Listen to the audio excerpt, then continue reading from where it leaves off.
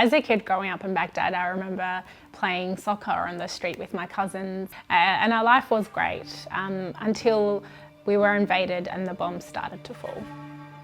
We had to leave our home, we had to leave my grandmother, my friends, everything. My name is Fadak, and 16 years ago, I came to Australia as a refugee.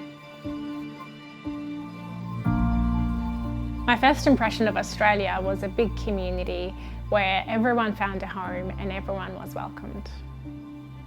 My classroom had kids from all over the world, Albania, the Congo, Afghanistan, and I fitted in. That's the Australia that I was introduced to 16 years ago.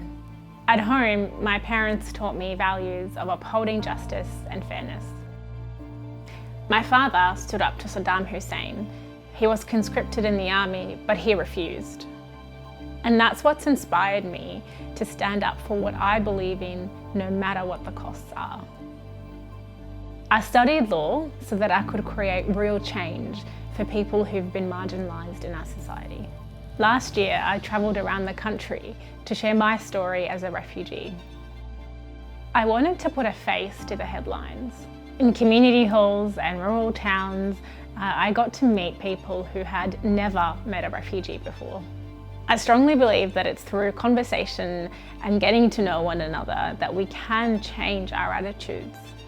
When we meet people who are unknown to us and hear their stories is when we begin to humanise them and to create connection. There has to be more story sharing and more of us talking to each other and getting to know one another. Because we are one community and there is a lot more that unites us than there is that divides us.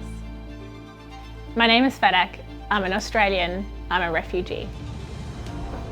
And I am the story beside you.